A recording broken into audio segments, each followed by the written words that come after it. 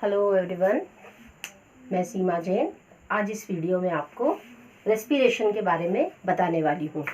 मेरे पुराने वीडियो में आपने न्यूट्रिशन के बारे में देखा, ठीक है, और इस वाले वीडियो में हम रेस्पिरेशन के बारे में पढ़ेंगे। ये दो पार्ट्स में होगा। पहले पार्ट में बेसिकली जो फर्स्ट पार्ट है इस वीडियो का, उसमें हम सबसे पहले पढ़ेंगे oxidation of glucose. Okay, oxidation of glucose. Respiration in human being हम बाद में पढ़ेंगे। अब ये ऑक्सीडेशन ऑफ ग्लूकोज क्या है उसको समझाने के पहले मैं थोड़ा सा बैक में जाना चाहूँगी। देखो, हमने हमारे प्रीवियस जो इससे पहला वाला जो लाइफ प्रोसेस था वो न्यूट्रिशन में हमने क्या पढ़ा था कि न्यूट्रिशन के अंदर जो फूड हम लेते हैं वो फूड किस फॉर्म में हमारी बॉडी के अंदर हमारी सेल्स तक पहुंच रहा है, सेल्स तक कैसे पहुंच रहा है, ये सब हमने पढ़ लिया। In the form of glucose, carbohydrate जो है in the form of glucose. और आपको मालूम है कि प्रोटीन्स जो है वो बॉडी बिल्डिंग फूड है, लेकिन कार्बोहाइड्रेट क्या है, एनर्जी गिविंग फूड है। अब ये जो ग्लूकोज है ये सेल्स तक तो पहुंच गया, लेकिन इसके आगे क्या, भाई सेल में ग्लूकोज पहुंच गया। हमें ये भी मालूम है कि ग्लूकोज ऐसी चीज है जो हमको एनर्जी देता है। तो ये जो सेल में ग्लूकोज पहुंचा है ये किस तरह से एनर्जी देता है, वही सारा हम इसके अंदर पढ़ने वाले हैं। ठीक है, डिफरेंट ऑर्गेनिजम्स जो होते हैं वो डिफरेंट मैकेनिज्म यूज करते हैं इस ग्लूकोज के ब्रेकडाउन का। तो हम ये कह सकते हैं ऑक्सीडेशन का मतलब ही हो गया ब्रेकडाउन ऑफ ग्लूकोज। और ये जो ब्रेकडाउन ऑफ जो होता है ग्लूकोज का, ये कहाँ पे हो रहा है, ये होता है सेल में। इसीलिए इसको सेल्यूलर रेस्पिरेशन भी कहा जाता है। हमारे बहुत सारे बच्चों को अभी तक ये कंफ्यूजन है कि ब्रीदिंग और रेस्पिरेशन में क्या डिफरेंस है। जब मैं क्लास में बच्चों को पूछती हूँ कि रेस्पिरेशन क्या है, वो सिंपल सा जवाब दे देते हैं, ऑक्सीजन लेना, कार्बन डाइऑक्साइड छोड़ना।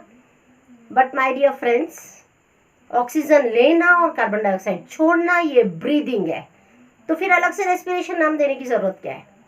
तो ब्रीदिंग जो है वो ऑक्सीजन को लेना और कार्बन डाइऑक्साइड को एक्सेल करना, that means it is just the exchange of gases.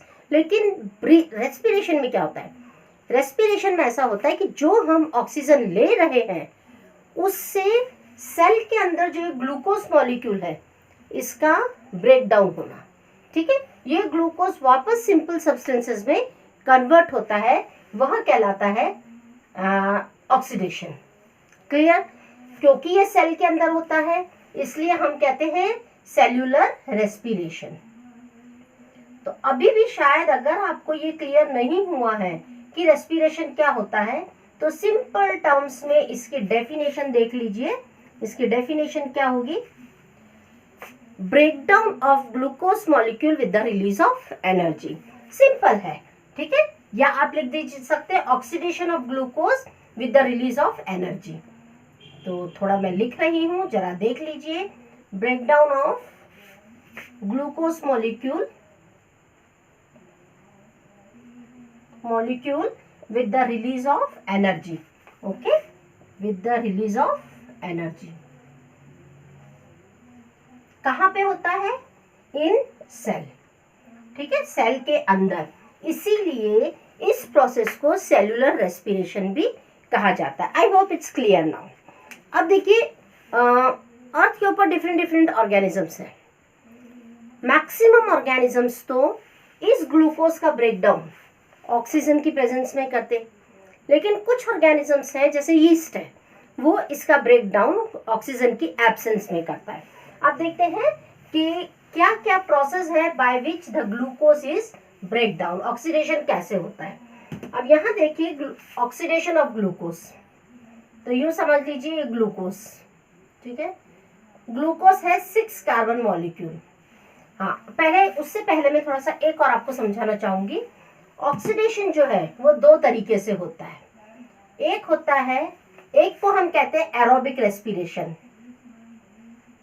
यानी कि मैं ये समझाना चाह रही हूँ कि ऑक्सीडेशन ऑफ ग्लूकोज यानी कि रेस्पिरेशन की प्रोसेस दो तरीके से होती है। एक होती है एरोबिक, एक होती है एनएरोबिक। ठीक है, अब देखिए एरोबिक और एनारोबिक में क्या डिफरेंस है। अगर ग्लूकोज का ब्रेकडाउन ऑक्सीजन के प्रेजेंस में हो रहा है, ठीक है, इन प्रेजेंस ऑफ ऑक्सीजन अगर हो रहा है तो हम क्या बोलेंगे, उसको हम बोलेंगे एरोबिक रेस्पिरेशन। तो अगर ये ऑक्सीजन के प्रेजेंस में रहा तो ये किसके प्रेजेंस में होगा, इन एब्सेंस ऑफ ऑक्सीजन, ठीक है, absence of oxygen. This is the very first basic difference between aerobic and anaerobic respiration. यहाँ मैं आपको ऑक्सीडेशन की प्रोसेस के पहले इसे इसलिए समझाना जरूरी समझ रही हूँ क्योंकि ये जनरली एग्जाम्स में पूछा जाता है कि एरोबिक और एनारोबिक में क्या डिफरेंस है। तो एरोबिक होता है इन प्रेजेंस ऑफ ऑक्सीजन और ये in absence of oxygen.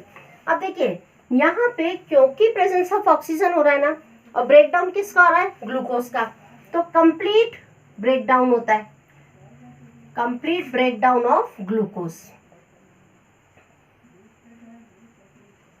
Clear. अब अगर इसमें कंप्लीट हो रहा है तो ये वेल नोन है क्योंकि यहाँ एब्सेंस में हो रहा है तो यहाँ पे होगा पार्शियल ब्रेकडाउन। ओके, किसका ब्रेकडाउन हो रहा है आपको समझ में आ रहा है, सारी कहानी ही ग्लूकोज के ब्रेकडाउन की चल रही है, तो यहाँ हो रहा है पार्शियल ब्रेकडाउन। और स्टूडेंट्स जब कंप्लीट ब्रेकडाउन होता है तो एनर्जी बहुत ज्यादा अमाउंट में रिलीज होती है, तो हम ये क्या कहेंगे, more energy released. Okay, more energy released. और अगर यहाँ मोर है तो भी यस है, यहाँ पे लेस एनर्जी होगी। Okay, less energy released. Clear. अच्छा, अब अगर ग्लूकोज का ब्रेकडाउन हुआ है तो ग्लूकोज का मॉलिक्यूल टूटा है तो वो कुछ ना कुछ तो बनेगा। अब देखिए इसमें एंड प्रोडक्ट्स क्या होंगे, यानी कि एक ग्लूकोज का मॉलिक्यूल जब टूटता है तो एंड प्रोडक्ट्स क्या बनेंगे वो देखते हैं हम। इसमें एंड प्रोडक्ट्स होते हैं carbon dioxide, water and energy. Okay, जबकि इसमें क्या बनता है, इसके अंदर ethanol plus carbon dioxide plus energy. But यहाँ पे जो एनर्जी बनती है एक ग्लूकोज के मॉलिक्यूल के ब्रेकडाउन होने पे यहाँ एनर्जी बनती है 38 एटीपी मॉलिक्यूल्स, ठीक है। और यहाँ पे क्योंकि इनकम्प्लीट ब्रेकडाउन है इसलिए यहाँ पे केवल 2 एटीपी मॉलिक्यूल्स का फॉर्मेशन होता है। क्लियर, इतना कम एनर्जी होती है। अब देखिए एरोबिक और एनएरोबिक। एरोबिक रेस्पिरेशन जो होती है ये होती है माइटोकॉन्ड्रिया में। क्लियर। और ये जो होती है ये होती है यीस्ट सेल्स में, इन यीस्ट सेल। और अगर लैक ऑफ ऑक्सीजन में हो रहा है, मतलब कि ऑक्सीजन की कमी में हो रहा है, तो हम उसको भी एनारोबिक में ही पढ़ते हैं, वो होता है मसल सेल्स के अंदर। ठीक है, ये मसल सेल्स में हो गया। तो ये हो गया basic difference between aerobic and anaerobic respiration. याद रखिए अक्सर ऐसा होता है, बहुत कंफ्यूजन होता है स्टूडेंट्स को। हम घर का पता तो किसी और का देते, मेहमान किसी और के बिठा देते। मेरा कहना समझ गए होंगे आप। अरे भाई हेडिंग तो हम एरोबिक की डाल रहे हैं और हम एनारोबिक के पॉइंट्स यहाँ लिख रहे हैं, तो इसमें हमारे नंबर कट सकते हैं। आप लोगों को ये बहुत ध्यान रखना होगा। तो जहाँ पे भी जहाँ ऐसी चीज हो जहाँ कंफ्यूजन वाली बात हो वहाँ हम केवल एक साइड को लर्न कर लीजिए। जब एक साइड लर्न करेंगे आपको दूसरी साइड अपने आप लर्न हो जाएगी। बहुत माइनर से चेंजेस होते हैं। क्लियर। अब मैं आपको आगे ये बताऊंगी कि हम जिस ग्लूकोज के ब्रेकडाउन की बात कर रहे हैं तो वो होता कैसे है। क्लियर। तो अब देखिए ग्लूकोज का ब्रेकडाउन होता कैसे है। कोई फर्क नहीं पड़ता कि रेस्पिरेशन एरोबिक है या एनारोबिक है ना। तो सबसे पहले ये 2 स्टेप्स में होता है। ऑक्सीडेशन है ना 2 स्टेप्स प्रोसेस है, 2 स्टेप्स प्रोसेस है। अब इसमें ध्यान लगाने वाली बात यह है कि एरोबिक भी हो सकता है, एनारोबिक भी हो सकता है। क्लियर।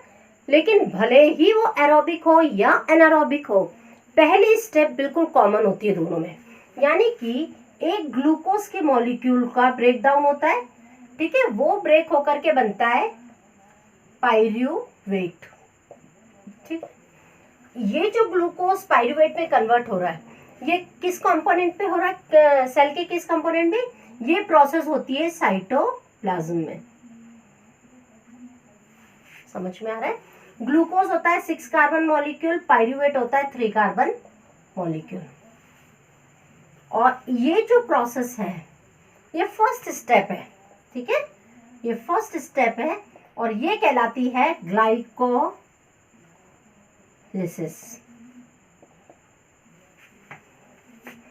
इतना समझ में आया? फिर हम आगे बढ़ते हैं, मैं इसको एक बार और रिपीट करूंगी।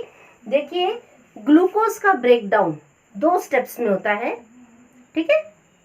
पहले स्टेप में ग्लूकोज जो है वो पायरूवेट में कन्वर्ट हो रहा है और ग्लूकोज का पायरूवेट में कन्वर्ट किस में हो रहा है? वो साइटोप्लाज्म में होता है। और ये प्रोसेस क्या कहलाती है? इस प्रोसेस को हम कहते हैं ग्लाइकोलिसिस। अब जो प्रेजेंस ऑफ ऑक्सीजन है, एब्सेंस ऑफ ऑक्सीजन है, उसकी कहानी पायरूवेट से शुरू होती है। अब देखिए, अगर ये ऑक्सीजन की प्रेजेंस में होता है तो ये होगा माइटोकॉन्ड्रिया में, ठीक है। ऑक्सीजन की प्रेजेंस में अगर हो रहा है तो माइटोकॉन्ड्रिया में होगा। और इसके ये जो ग्लूकोज, ये पायरूवेट का मॉलिक्यूल है, ये किस में टूटता है? ये बनाता है carbon dioxide plus water plus energy.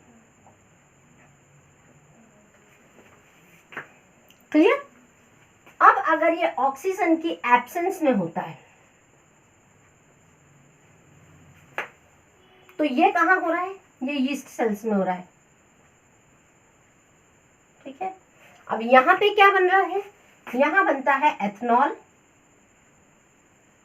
Plus carbon dioxide plus energy. Clear?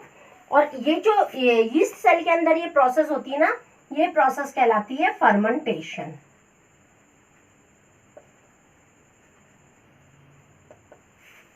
समझ आ गया इतना? अगर ऑक्सीजन की प्रेजेंस में हो रहा है तो वो माइटोकॉन्ड्रिया के अंदर ही होगा और ये पायरूवेट का मॉलिक्यूल ब्रेक और करके कार्बन डाइऑक्साइड, वाटर और एनर्जी में कन्वर्ट हो जाएगा। यहाँ क्योंकि कंप्लीट ब्रेकडाउन हो रहा है पायरूवेट के मॉलिक्यूल का, इसलिए लार्ज अमाउंट ऑफ एनर्जी इसमें रिलीज हुई। वहीं पे अगर ये एब्सेंस ऑफ ऑक्सीजन, या मैंने ऑक्सीजन को क्रॉस लगाया, दैट मीन्स ऑक्सीजन के एब्सेंस में हो रहा है, तो ये किस में हो रहा है? ये हो रहा है यीस्ट सेल्स के अंदर। और यीस्ट सेल में इसके एंड प्रोडक्ट्स क्या बनेंगे? Ethanol, carbon dioxide and energy. तो ये जो कन्वर्जन है, ये जो पूरी प्रोसेस हो रही है, ये कहलाती है फर्मेंटेशन। इस फर्मेंटेशन प्रोसेस को ये हमारे घर में भी हम करते हैं। जैसे इडली वगैरह का बैटर बनाती है मम्मी। आजकल तो सब इंस्टेंट का जमाना हो गया है, तो कई घरों में आज भी ऐसा होता है कि रात को चावल गला दिए जाते हैं, दाल गला दी जाती है, सुबह उसको, रात को उसको पीस के रख देते हैं, है ना, मिक्सर में पूरा उसको बैटर रेडी करके रखते हैं। बैटर बर्तन के अंदर इतना होता है, लेकिन जब वो पूरी रात रहता है तो वो बैटर पूरा फूल करके इतना हो जाता है ना। वहां पे क्या हुआ? यहाँ पे ऑक्सीजन की एब्सेंस में जो उसके अंदर बैटर का जो ग्लूकोज पार्ट है, जो पायरूवेट पार्ट है, वो कन्वर्ट होकर के क्या बनाता है? अल्कोहल। उसको कभी हम ढक्कन हटा के सूंघेंगे तो हमें खट्टी खट्टी स्मेल आती है, वो स्मेल होती है एथनॉल की। और जो उसमें जो एयर स्पेसेस आ जाती हैं, जो गैस आ जाती है उसमें, वो होती है कार्बन डाइऑक्साइड। क्लियर है? कई बार ऐसा होता है कि लैक ऑफ ऑक्सीजन में भी, यानी कि लैक ऑफ ऑक्सीजन, ऑक्सीजन की कमी में भी ब्रेकडाउन होता है, और ये होता है हमारे मसल सेल्स में, ठीक है। हमें मालूम है हमारी मसल्स जो हैं वो मसल सेल्स की बनी हुई है, ठीक है। और ये जो मसल सेल्स जो हैं, अगर ये सेल है तो इनमें भी ब्रेकडाउन होगा ही होगा। जब कभी हैवी एक्सरसाइज कर लेते हैं या ज़्यादा फिजिकल एक्सरसाइज कर लेते हैं तो ऐसे में क्या होता है, एनर्जी तो बहुत चली जाती है, लेकिन जितनी ऑक्सीजन की सप्लाई होती है वो इनफ नहीं होती है। तो ऐसे में ऑक्सीजन की कमी में हमारे मसल सेल्स में ग्लूकोज का ब्रेकडाउन होना शुरू होता है और वहां पे वो लैक्टिक एसिड का फॉर्मेशन कर लेते हैं। लैक्टिक एसिड प्लस एनर्जी, ठीक है। लैक्टिक एसिड का फॉर्मेशन होता है, एनर्जी। अब बोर्ड पॉइंट ऑफ व्यू से ये बहुत ही इंपॉर्टेंट क्वेश्चन है। इसको 5 मार्क में, वैसे तो कभी भी बोर्ड में 5 मार्क में एक सिंगल क्वेश्चन नहीं पूछा जाता है बायोलॉजी की, जहाँ तक मैं बात करती हूँ, वहाँ पे एक 5 मार्क के क्वेश्चन में part A, part B, part C, D like that पूछते हैं, लेकिन ये एक बड़े मार्क का क्वेश्चन बनता है। अब अगर आपसे ये पूछ लिया जाए हाउ ग्लूकोज इज ऑक्सीडाइज्ड और what are the ways by which glucose is oxidised, आपके पास दो ऑप्शन है, या तो आप इसको इस तरह से फ्लो चार्ट में लिखिए पूरा, या दूसरा ऑप्शन है कि आप इसे पूरे पैराग्राफ में लिखिए। लेकिन मैं आपको सजेस्ट करूंगी कि अगर आपने इसको पूरा फ्लो चार्ट में पहले फ्लो चार्ट लिखिए, उसके बाद एक एक स्टेप में, ज़्यादा डिटेल में नहीं, स्टेप बाय स्टेप इसको समझा दीजिए। आई एम डेड श्योर कि आपको पूरे उसमें जितने मार्क का क्वेश्चन है पूरा आंसर मिलेगा। ठीक है। सो स्टूडेंट्स, ये तो हो गया हमारा ऑक्सीडेशन ऑफ ग्लूकोज। तो इस वीडियो में मैं आपको केवल इतना ही बताने वाली थी। फटाफट एक बार रिवाइज कर लेते हैं। और क्या है, ग्लूकोज और पायरूवेट का कन्वर्जन, ये भले ही एरोबिक हो या एनारोबिक रेस्पिरेशन हो, फर्स्ट स्टेप दोनों के लिए कॉमन है। क्लियर। और ये जो प्रोसेस है ग्लूकोज का पायरूवेट में कन्वर्जन, ये साइटोप्लाज्म में होता है और ये प्रोसेस कहलाती है ग्लाइकोलाइसिस। अब देखिए, पायरूवेट को ऑक्सीजन के प्रेजेंस में ये माइटोकॉन्ड्रिया में होता है और ये बाय प्रोडक्ट्स बनते हैं, और ऑक्सीजन के एब्सेंस में जो यीस्ट सेल में होता है उसमें एथेनॉल, कार्बन डाइऑक्साइड और एनर्जी रिलीज होती है। लेकिन कई बार लैक ऑफ ऑक्सीजन की वजह से मसल सेल्स मसल्स के ऊपर लैक्टिक एसिड का डिपोजिशन करते हैं। तो फिर क्या होता है, जैसे जैसे ऑक्सीजन की सप्लाई होती जाती है, ये लैक्टिक एसिड अपने आप डिसॉल्व होता है और वापस से, जैसे कई बार होता है ना एथलीट्स के क्रैम्प्स आ जाते हैं, हम बहुत ज़्यादा फिजिकल एक्सरसाइज कर लेते हैं तो ऐसा लगता है कि पैरों में या भारी हो गए हमारे पैर, लेकिन क्या वो भारीपन परमानेंट रहता है? क्या ये क्रैम्प्स परमानेंट रहते हैं? नहीं। ये थोड़ी सी ल्यूक वार्म वाटर की मसाज है या थोड़ा कुछ भी मसाज वगैरह, ऑयल मसाज करके हम ये लैक्टिक एसिड धीरे धीरे डिसॉल्व हो जाता है, वापस सिचुएशंस नॉर्मल हो जाती है। सो स्टूडेंट्स, इस वाले वीडियो में इतना ही है। नेक्स्ट वीडियो में हम पढ़ेंगे रेस्पिरेशन इन ह्यूमन बींग्स। देखते रहिए, लेकिन वंस अगेन अपनी बुक्स को ज़रूर पढ़िए। एनसीईआरटी की बुक बहुत अच्छे से पूरा मैटर दिया हुआ है। जब तक आप उसको नहीं पढ़ेंगे आपके सारे वीडियोस देखना बेकार है। So till then, goodbye. Keep watching the videos and enjoy the videos. Thank you.